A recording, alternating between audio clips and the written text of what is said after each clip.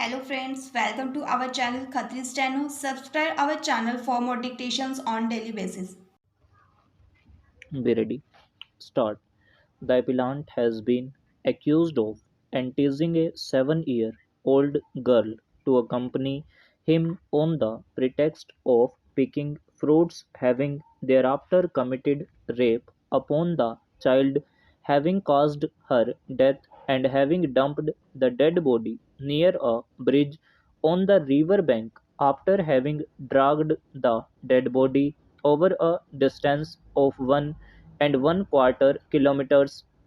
The prosecution case rested on circumstantial evidence to the effect that the victim was lastly seen in the company of the appellant, that her dead body was recovered at the instance of the appellant, that the appellant had failed to satisfactorily explain his whereabouts and his knowledge of the location of dead body, and that the medical and other scientific evidence was consistent with the accusation.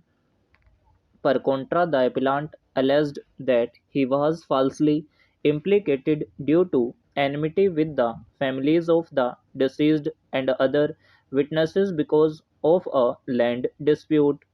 Next day, the learned additional sessions judge heard the accused and the prosecution on the question of sentence, and looking to the heinous crime committed by the appellant, found it unjustified to show any mercy in punishment, and thus awarded varying punishments, including that of death sentence for the offence under Section 302 IPC.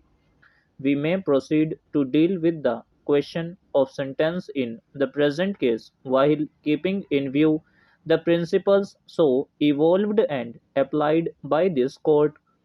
It could at once be noticed that both the trial court as also the High Court have taken the abhorrent nature of crime alone to be the decisive factor for awarding death sentence in the present case. As noticed, the trial court convicted the appellant on 7/12/2016, and on the next day proceeded to award the sentence. The impugned sentencing order of the trial court does not indicate if the appellant was extended reasonable opportunity to make out a case of mitigating circumstances by bringing relevant material on record. The sentencing order also fails to satisfy if the trial court consciously pondered over the mitigating factors before finding it to be a rarest of rare case.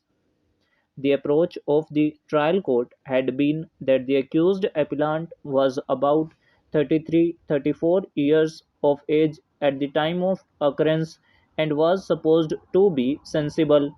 The trial court would observe that if such heinous crime is committed by him, it is not justifiable to show any sort of mercy in the punishment.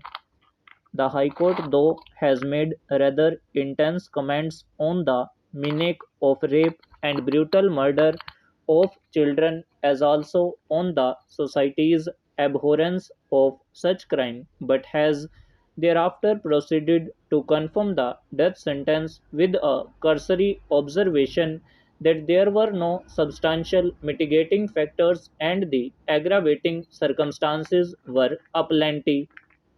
In other words, the impugned orders awarding and confirming death sentence could only be said to be of assumptive conclusions, where it has been assumed that death sentence has to be awarded because of the ghastly crime and its abhorrent nature. The tests and the norms laid down in the relevant decisions, commencing from those in Bachchan Singh within bracket supra, seem not to have acquired the requisite attention of the trial court and the high court.